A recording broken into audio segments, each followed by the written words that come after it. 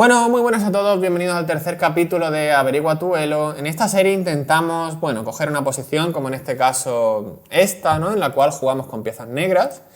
Intentamos valorar lo que está pasando en la posición, intentar profundizar en ella y ver, viendo lo que uno es capaz de ver en la posición, lo que es capaz de uno de valorar y con qué precisión, el nivel estimado en el que podríamos estar, ¿no? Porque obviamente un jugador muy fuerte va a haber unas cosas, un jugador más flojito va a haber otras. Y en adelante, entonces, os propongo esta posición, ¿no? El blanco acaba de comerse este peón de D4, ¿verdad? Con su caballo.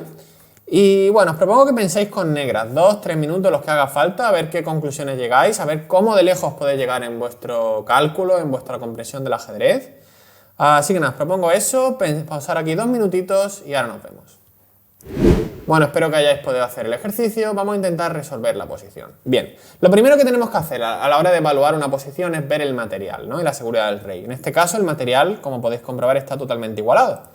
Entonces, el material es bastante parejo. La seguridad del rey nuestro es un poco más inseguro que el suyo, porque no estamos enrocados. Y podríamos pensar en enrocarnos, ¿verdad? Hay jugadores que podrían pensar en enrocarse debido a ese factor.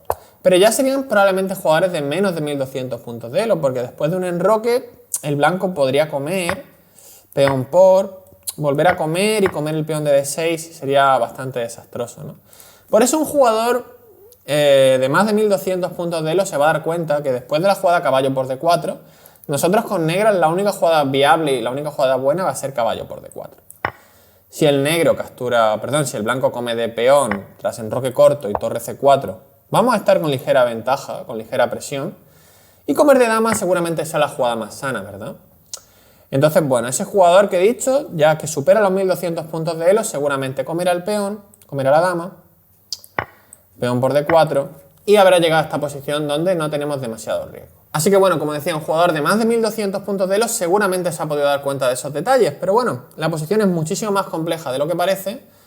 Y seguimos analizando, ¿no? Porque desde la posición inicial, que sería esta, como podéis ver, caballo por, tenemos que haber sido capaces de ver que en la posición final, después de todos los cambios, ¿verdad?, nos están amenazando ganar una pieza con la jugada de 5. Y eso ya seguramente se ha dado cuenta un jugador de más de 1400 puntos de elo. Felicito si haya llegado hasta ahí. Desde la posición inicial habéis visto que ahora de 5 nos está ganando una pieza. Y ese jugador seguramente hubiera buscado el enroque en corto, ¿verdad? Porque el enroque en corto frena el hecho de la jugada de 5. Pero la verdad que es un poco más pobre porque se deja el peón de D6.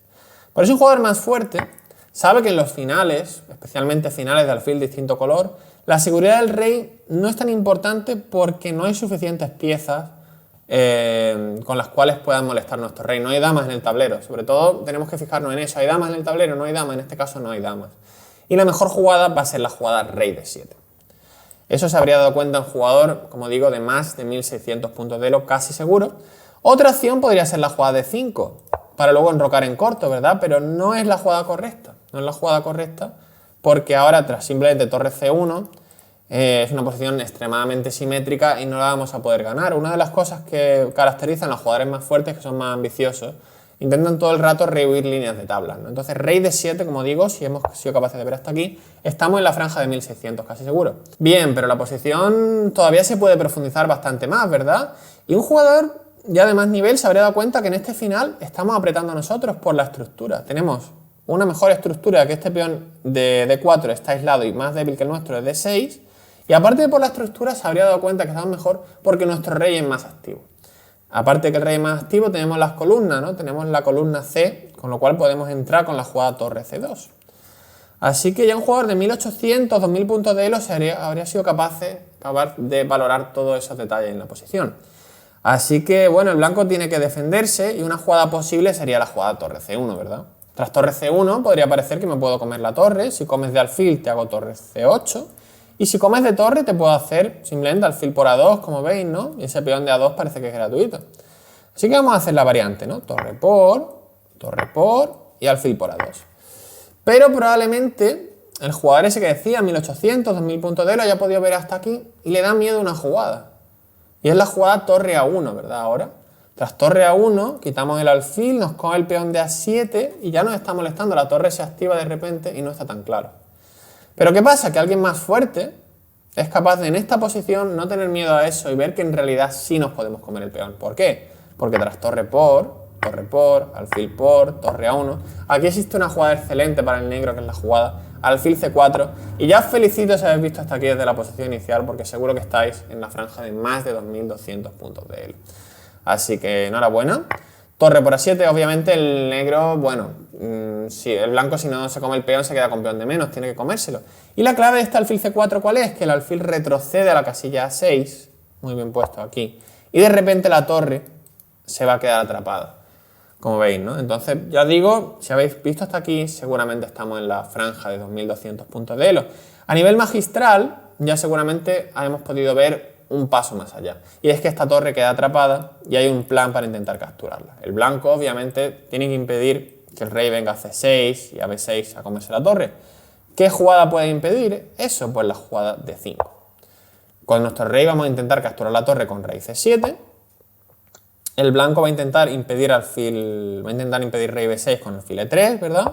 La torre ha quedado atrapada. Y ahora, los jugadores ya a un nivel magistral, seguramente hayáis podido ver la jugada torre 8. El blanco tiene que intentar traer su rey al juego, con una jugada como G4 o G3.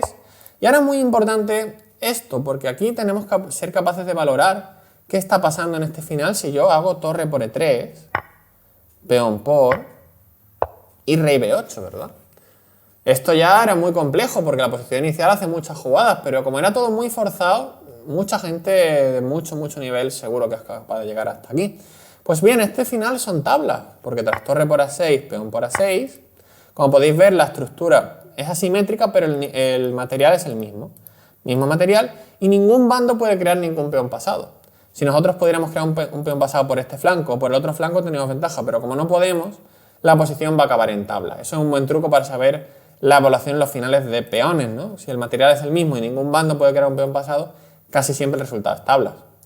Entonces, un jugador ya de, eso como digo, más de 2300, 2400, todo eso, se habría dado cuenta y había visto otro plan ganador. En vez de hacer torre por E3, que sería poco ambiciosa porque es tabla, la jugada ganadora sin duda es rey B8. El blanco probablemente haría una jugada tipo alfil B6 para ahora sí defender su alfil, pero tras simplemente torre E2, vamos a comer el peón de B. El alfil va a estar perdido y la partida está ganada por nosotros. La mejor jugada obviamente sería aquí B4, pero tras la jugada torre B2, ese peón no se puede defender y como digo, el blanco está totalmente perdido, ¿no? Quizá puede intentar alfil E3, torre por... Pero el problema para el negro, para el blanco, es que no tiene torre. Entonces sin torre, con toda la calma del mundo, vamos a jugar torre B5, vamos a hacer torre por D5 y la partida va a acabar. Entonces, bueno, os felicito si habéis podido ver todos esos detalles, sobre todo haber visto alfil por A2, alfil C4, alfil A6.